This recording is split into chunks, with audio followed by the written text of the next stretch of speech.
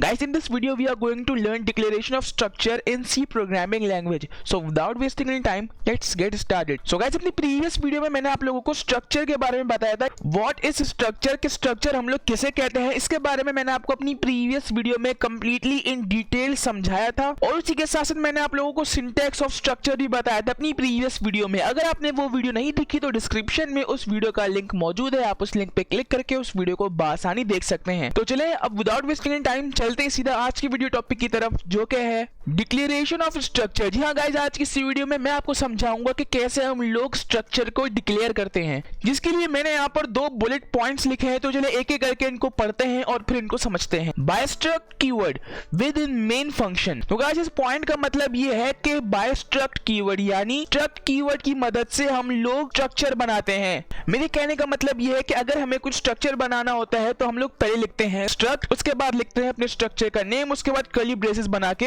अपना प्रोग्राम लिखते हैं, जो कि मैंने आपको अपनी प्रीवियस वीडियो में इसका सिंटैक्स समझाया हुआ था. मैं फिर आपको दोबारा रिपीट कर देता हूं कि स्ट्रक्चर को हम लोग लिखते हैं बाय स्ट्रक्ट कीवर्ड की मदद से और उसको हम लोग लिखते हैं मेन फंक्शन के अंदर. Next point is by declaring a variable at a time of defining the structure. और हम लोग एक वक्त में एक ही वेरिएबल को एट द टाइम डिफाइन कर सकते हैं स्ट्रक्चर के अंदर. यानी पहले हम लोग डिफाइन करते हैं एक वेरिएबल को, उसके बाद दूसरे को, उसके बाद तीसरे को. हम लोग एक साथ सारे वेरिएबल्स को स्ट्रक्चर के अंदर डिक्लेयर नहीं कर सकते. We have two way to declaring structure in C programming language. जी हाँ गाइस, हमारे पास 2 तरीके होते हैं स्ट्रक्चर को डिक्लेयर करने के लिए, और वो क्या होते हैं चलें चल के सीधा उनको समझते हैं. लेकिन पहले हम लोग चलते हैं और देखते हैं वे नंबर 1, फर्स्ट वे.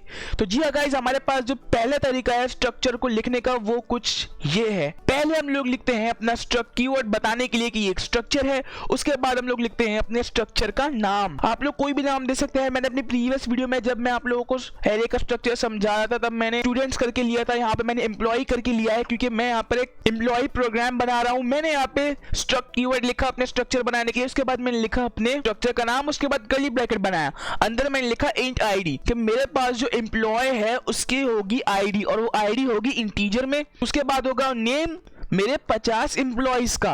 अब ये मैंने कैरेक्टर एरे में बनाया है. अगर मुझे नंबर ऑफ एरे भी लिखने होते तो मैं दोबारा इंटीजर नम एम्प्लॉइज करके लिखता है कि मेरे पास कितने नंबर्स ऑफ एम्प्लॉय हैं. लेकिन मैंने उसके लिए शॉर्टकट मेथड अपनाया. मैंने लिख दिया यहाँ पर कैर नेम ब्रैकेट में 50. क्यों? क्योंकि मैंने इसे कैरेक्टर एरे बना दिया और अब इसके अंदर 50 नंबर्स ऑफ नेम स्टोर हो सकते हैं.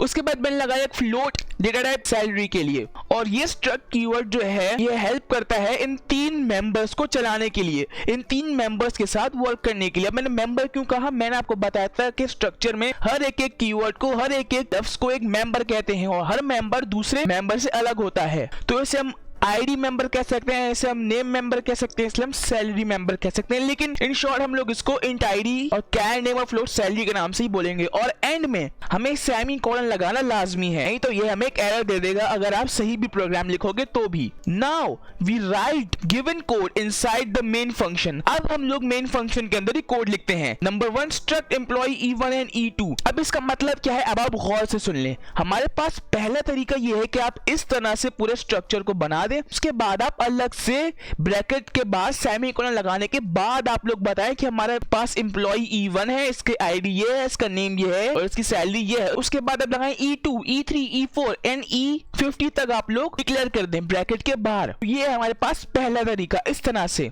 और हमारे पास सेकंड मेथड क्या है, चलें अब चल के सीधा सेकंड वे को देखते हैं. सेकंड वे, तो गाइस सेकंड वे हमारे पास कुछ इस तरह से है, बहुत सिमिलर है हमारे पास ये प्रीवियस वाले से. बस इसमें डिफरेंस क्या है, आपको यहाँ पे इस चीज का डिफरेंस नजर आ रहा होगा. इनके ऊपर मैं बाद में आता हूँ, पहले मैं आपको चीजें समझा देता हूँ. सेकंड वे में पहले हम लोग एज इट इज अपना स्ट्रक्ट कीवर्ड लिखते हैं, उसके बाद हम लोग लिखते हैं अपने स्ट्रक्चर का नाम, उसके बाद हम लोग लिखते हैं कि इसके अंदर कितने डेटा टाइप मौजूद है. मैंने लिखा है यहाँ पे इंट आईडी, कैर नेम, फ्लोट सैलरी, और फिर उसके बाद मैंने यहीं पर डिक्लेयर कर दिया अपने एम्प्लॉइज को कि अभी मैं इसके अंदर कितने एम्प्लॉइज रख रहा हूँ. प्रीवियस वे में हम लोग क्या करते थे, हम लोग यहाँ पर सेमीकोलन लगाते थे और फिर उसके बाद अपनी नेक्स्ट लाइन में हम लोग लिखते थे कि E1, E2 इस तरह से. लेकिन इसमें ऐसा नहीं होता. इसमें हम लोग ब्रैकेट के बाहर ही सेमीकोलन लगाए बगैर ही अपने एम्प्लॉइज को डिफाइन कर सकते हैं. अपने एम्प्लॉइज की काउंटिंग लिख सकते हैं एक तरह से कि नंबर 1 एम्प्लॉय, नंबर 2 एम्प्लॉय, और उसके बाद एंड में सेमीकोलन लगाते हैं. तो चलेगा अब इन दोनों मेथड को सीधा विजुअल स्टूडियो कोड में चल के प्रैक्टिकली समझते हैं.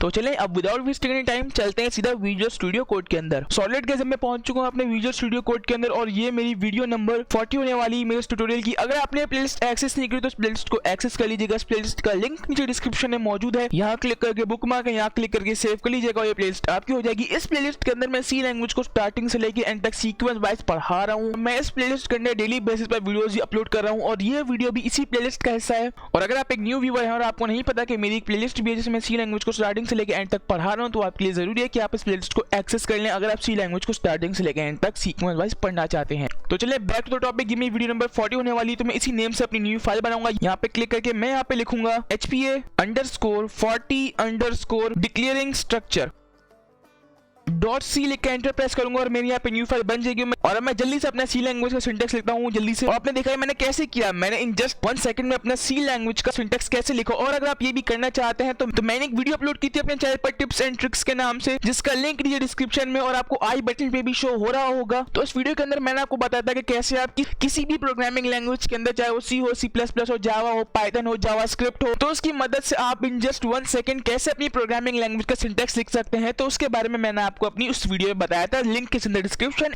तो चलिए अब मैं क्या करूंगा, मैं यहाँ पर जल्दी से एक स्ट्रक्चर बनाता हूँ। स्ट्रक्चर के लिए मैं क्या करूंगा, मैं यहाँ पर स्ट्रक्ट कीवर्ड का यूज करूंगा। मैं यहाँ पर लिखूंगा स्ट्रक्ट लिख के एंटर प्रेस करूंगा। ये देखें इसने मेरा स्ट्रक्चर का पूरा सिंटेक्स लिख के दे दिया। और ये कैसे हुआ कि मेरी एक्सटेंशन हुआ जो कि मैंने इंस्टॉल की हुई C/C++ करके। यहाँ पे क्लिक करके आपने एक्सटेंशन पे आना है, यहाँ पे आपने लिखना है C/C++ और ये फर्स्ट जो एक्सटेंशन आपके पास आ रही है इसे आपने इंस्टॉल कर लेना है। सो इसे इंस्टॉल करने से क्या होगा, जिसकी मदद से आप कोई भी कीवर्ड यहाँ पे लिख के एंटर प्रेस करेंगे और उसका कोई सिंटैक्स हो, लेट्स सपोज आप कोई लूप लगाना चाहते हैं, आप कोई कंडीशन स्टेटमेंट लगाना चाहते हैं, जैसे ही आप उसका नाम लिख के एंटर प्रेस करेंगे तो उसका पूरा सिंटैक्स आपके सामने आ जाएगा। और इसके बाद भी मैंने आपको अपनी टिप्स एंड ट्रिक्स की वीडियो में बताया हुआ है, link is in the description. और अगर आपको ऐसे भी समझ में आए तो मैं आपको सिंपली मैन्युअली भी लिख के दिखा सकता हूँ। मैं यहाँ पे लिखूंगा स्ट्रक्ट स्पेस दूंगा और फिर मैं यहाँ पे लिखूंगा अपने स्ट्रक्चर का नाम। लेट्स सपोज मैं यहाँ पे लिखता हूँ एम्प्लॉय, जो कि मैंने आपको अभी शो किया था। एंटर प्रेस करूंगा, यहाँ पे कर्ली ब्रैकेट बनाऊंगा, एंटर प्रेस करूंगा और फिर मैं इसके अंदर लिखूंगा कि मैं इस स्ट्रक्चर के अंदर कितने डेटा टाइप को यूज करने वाला हूं। मैं यहाँ पे लिखूंगा int id, सेमीकोलन लगाऊंगा, एंटर प्रेस करूंगा, फिर मैं यहाँ पे लिखूंगा char name 50, एंटर प्रेस करूंगा और फिर मैं यहाँ पे लिखूंगा फ्लोट सैलरी, सेमीकोलन लगाऊंगा और यहाँ पे मैं लगा दूंगा स्ट्रक्चर के एंड में सेमीकोलन। ये था हमारा फर्स्ट वे। अगर मैं अपने प्रोग्राम को सेव करके रन करूं तो मुझे कोई भी एरर नहीं मिलेगा। सो देखिए गाइस मेरा प्रोग्राम जो है कंप्लीटली सक्सेसफुली रन हो रहा है और ये मुझे यहाँ पे कोई भी एरर नहीं दे रहा और ये मुझे यहाँ पे कोई प्रिंट भी करके नहीं दे रहा क्योंकि मैंने यहाँ पे कोई फंक्शन जो है वो पास नहीं किया प्रिंटिंग का या स्कैनएफ का। तो ये था हमारा फर्स्ट वे। मैं यहाँ कमेंट डाल के लिख भी देता हूँ फर्स्ट वे। और उसके बाद अब जो हमारा सेकंड वे है उसमें हम लोग क्या करते हैं, मैं जल्दी से यहाँ पे हेडिंग लगाता हूँ सेकंड वे की, एंटर प्रेस करता हूं और फिर मैं यहाँ पे लिखता हूं स्ट्रक्ट। मैं सीधा स्ट्रक्ट लिख के एंटर प्रेस करूं क्योंकि मैंने आपको बताया था ये हमें हमारा सिंटेक्स पूरा लिख के दे देगा। और मैं यहाँ पे लिखूंगा अपने स्ट्रक्चर का नाम, जो कि मैं यहाँ पे लिखूंगा employee2 और फिर उसके बाद मैं इसके अंदर लिखूंगा यहाँ पर वही सेम इन सारे अपने कोड को कॉपी करूंगा यहाँ से और फिर मैं यहाँ पर इसको पेस्ट कर दूंगा। लेकिन जो हमारा सेकंड मेथड था वो ये था कि हम लोग यहीं पे डिक्लेयर कर लेते हैं अपने नंबर ऑफ एम्प्लॉइज को। मैं यहाँ पे लिख दूंगा E1 कॉमा डालूंगा और फिर मैं यहाँ पे लिख दूंगा E2 और फिर एंटर प्रेस करूंगा और मैंने यहाँ पर स्ट्रक्चर को अपने दोनों वे को यूज कर लिया है। और अब अगर मैं अपने प्रोग्राम को सेव करके रन करूंगा तो मुझे कोई भी एरर नहीं मिलेगा। देखिए गाइस ये मुझको कोई भी एरर नहीं दे रहा है, इसका मतलब हमारा प्रोग्राम बिल्कुल सक्सेसफुली रन हो चुका है। अब उसी के साथ साथ मैं यहाँ पे एक printf लगा के कुछ प्रिंट भी करवा देता हूँ। मैं यहाँ पे लिखता हूँ printf और मैं यहाँ पे लिखता हूँ successfully declaring both ways of structure. तो मैंने यहाँ पे एक प्रिंटिंग स्टेटमेंट भी लगा दी। अब जल्दी से अपने प्रोग्राम को सेव करता हूँ और रन करता हूँ और अगर मुझे प्रिंटिंग स्टेटमेंट एंड में प्रिंट होकर मिल गई सो इट मींस मेरा प्रोग्राम बिल्कुल वैलिड है। और इसी के साथ साथ मैं एक printf लगाऊंगा अपने स्ट्रक्चर के अंदर भी दिखाने के लिए कि क्या ये मुझे स्ट्रक्चर के अंदर अगर मैं कोई फंक्शन रन करूंगा तो क्या ये मुझे वो फंक्शन प्रिंट करके देगा या नहीं। ये मेरा आपसे एक सवाल है और आप सबको इसका जवाब देना है नीचे कमेंट में। तो चलिए जल्दी से वीडियो को पॉज करें, टाइम स्टैम्प लगाएं और नीचे कमेंट करके मुझे आंसर दें। सो आई होप गाइस आपने नीचे कमेंट लाजमी किया होगा। तो चलिए जल्दी से बताने के बजाय मैं आपको सीधा प्रिंट करके दिखाता हूँ कि ये हमें क्या रिजल्ट देगा। तो देखिए गाइस ये मुझे एक एरर दे रहा है। एरर मुझे क्यों दे रहा है, ये मुझे बता रहा है बिफोर printf यानी एक्सपेक्टेड स्पेसिफिक क्वालिफायर कि हमें यहाँ पे एक स्पेसिफिक क्वालिफायर लिस्ट लगानी पड़ेगी इससे पहले। और ये गलत है क्योंकि printf कोई भी एक वेरिएबल नहीं है, ये एक फंक्शन है, इस वजह से ये मुझे प्रिंट करके नहीं देगा। अब मैं इसको यहाँ पे अगर मैं कॉमेंट कर दूं और फिर अब अगर मैं अपने प्रोग्राम को रन करूं तो देखिए देखिएगा मुझे ये पूरा प्रिंट होके मिल जाएगा। तो देखिए गाइस मुझे यहाँ पर ये प्रिंट होके मिल रहा है सक्सेसफुली। सो गाइस यही थी आज की वीडियो में। उम्मीद करता हूँ आपको आज की वीडियो समझ में आई होगी। मेरी कोशिश थी कि मैं आपको हाउ टू डिक्लेयर स्ट्रक्चर में आपको अच्छे से समझा दूं। हमारे पास जो 2 तरीके होते हैं उन सब के बारे में मैं आपको आज की इस वीडियो में बता दूं। तो गाइस अगर आपको वीडियो पसंद आई हो तो इस वीडियो को लाइक लाजमी कर दीजिएगा। चैनल पे गए हुए तो चैनल को सब्सक्राइब करना ना भूलिएगा। इस प्लेलिस्ट को एक्सेस लाजमी कर लीजिएगा। इस प्लेलिस्ट का लिंक नीचे डिस्क्रिप्शन में मौजूद है। यहाँ क्लिक करके बुकमार्क एंड यहाँ क्लिक करके सेव कर लीजिएगा और ये प्लेलिस्ट आपकी हो जाएगी। तो गाइस अभी तक के लिए बस इतना ही। मैं मिलता हूँ अगली वीडियो में। तब तक के लिए thanks for watching and don't forget to subscribe.